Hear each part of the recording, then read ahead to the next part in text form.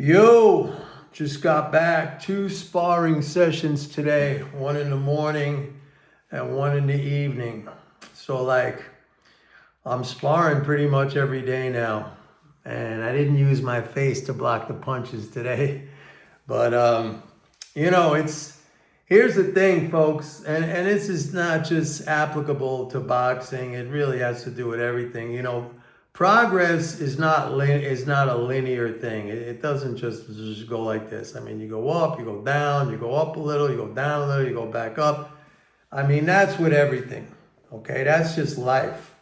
Progress is not linear. So you got to always keep that in mind, because sometimes you can get frustrated because you think like, oh, I should be over here and I'm at this level, and why aren't I getting here? And it's just, you're going to discombobulate your head when you think like that.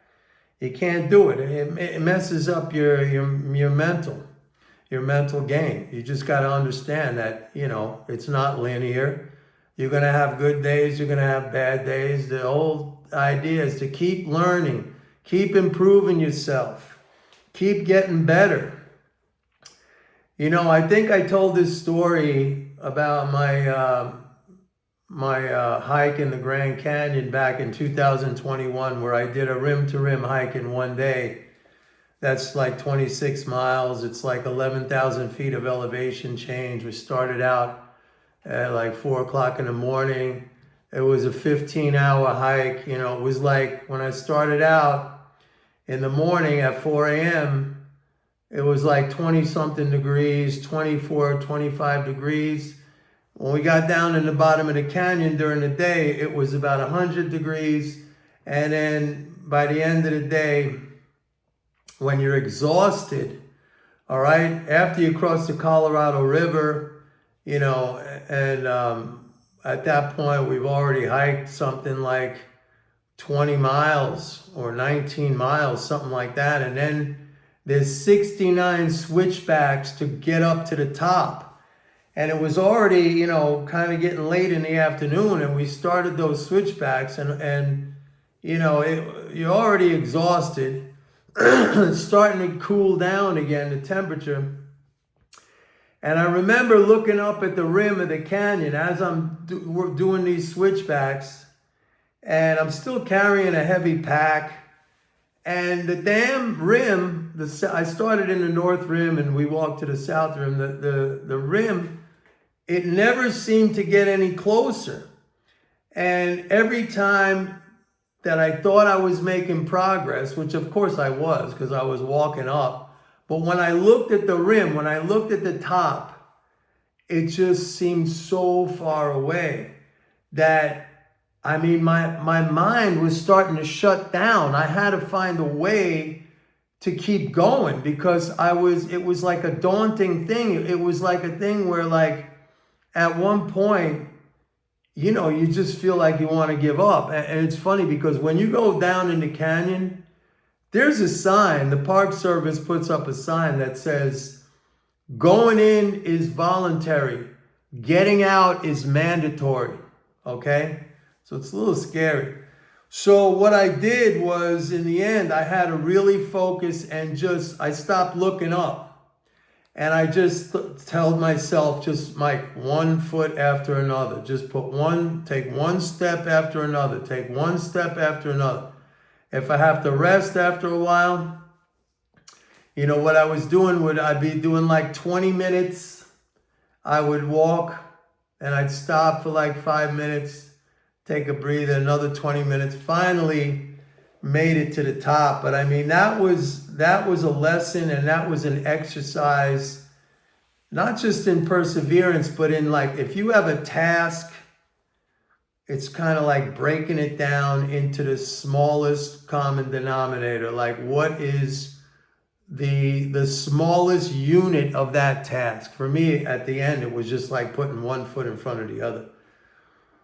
So like with this boxing thing, and again, like next month, I'm going to be 68 years old. Like, I'm fighting with guys in their 20s. Maybe the oldest is in their 30s, so they got a lot more stamina than me. I work out, and I think I'm in pretty good shape for my age. But they're much younger than me, but sometimes I got to be honest. Sometimes I get frustrated. Sometimes I think like I do really well. Like on Wednesday when I sparred, there's this one kid, he's really good. He's fast. He's he's long, not as long as me. Like I have really long reach, but I mean, he's young, he's fast. He's got good technique. And Wednesday I felt really good because I kept him outside my range the whole entire time and I was able to land shots. Tonight he was getting the better of me. So that's how it goes, man. I mean, it's just like, again, I was a little bit frustrated because I went in there and I'm like, oh, he's there. The guy's there, the dude. I'm definitely going to spar with him. And Wednesday, I did really good against this kid. And tonight it was like so-so. Anyway, why am I talking about this? Markets.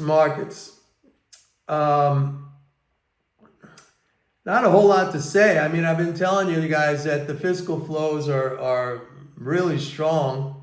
Everything that's happening right now is this is emotional. This is investor. They're just like portfolio adjustment based on their projections. Okay, they're projecting negativity from the tariffs. They're projecting maybe some, inflation still. These are projections. And like I said in a prior video, you can't look at the 1929 Smoot-Hawley tariffs and then extrapolate that out into today.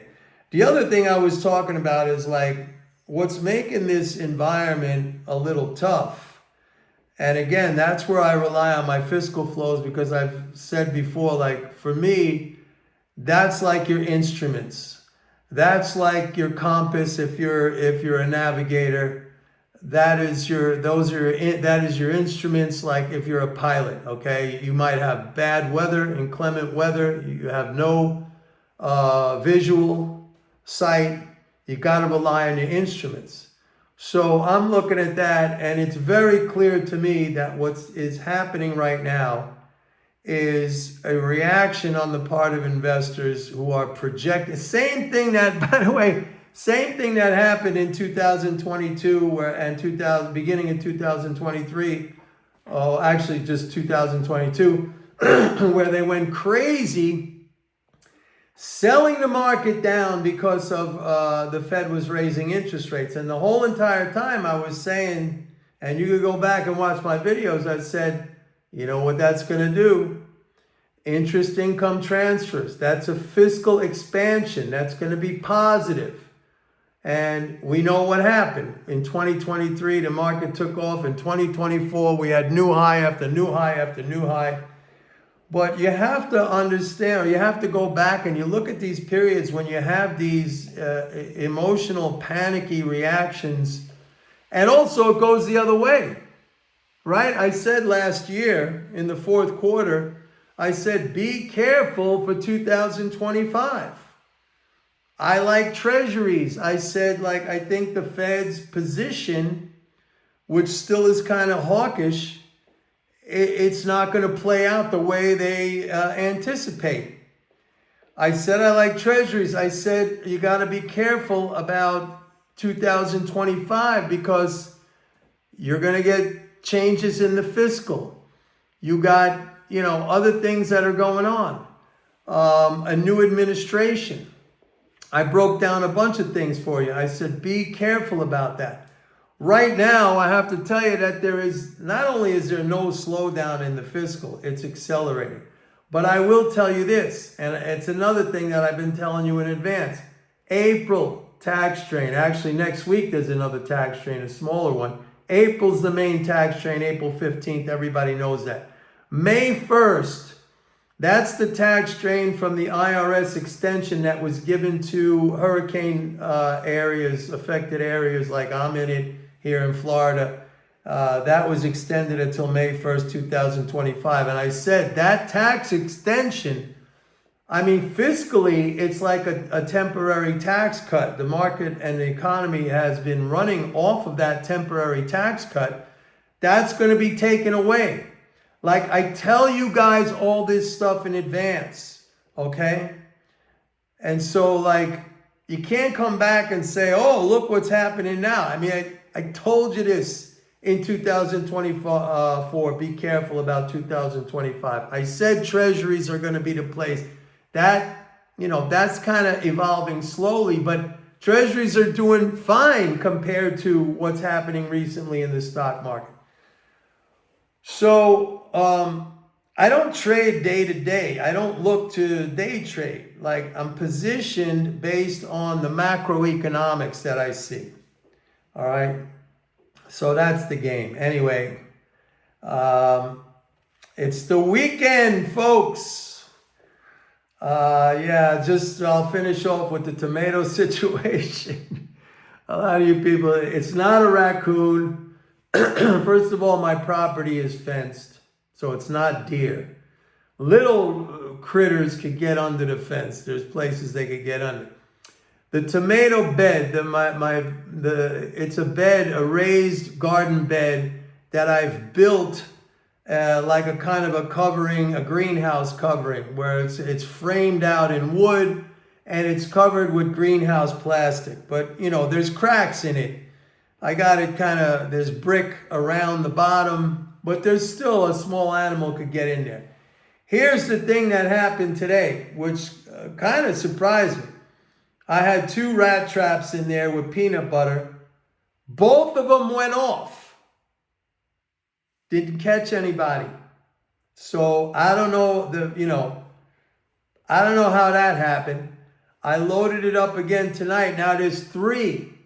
Okay, I got 1 with peanut butter. I got 2 with cheese now. We'll see what happens on that. But it's a wild situation, man.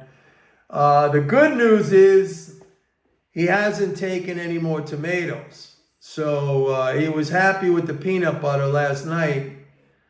And I guess when that thing snapped, he got scared and he bolted out of there, but it didn't get him. The traps were empty. The bait was taken. And so we'll see what happens, man. Anyway, that's it for tonight. I'm going to make myself a nice steak on the grill. And I hope you all have a nice evening and have a great weekend. Maybe I'll come to you over the weekend, give you an update on the tomato situation. All right, don't forget, please like and subscribe and go to my website, pitbulleconomics.com. Sign up for a 30-day free trial to MMT Trader. I'll see you guys. Have a good one. Bye.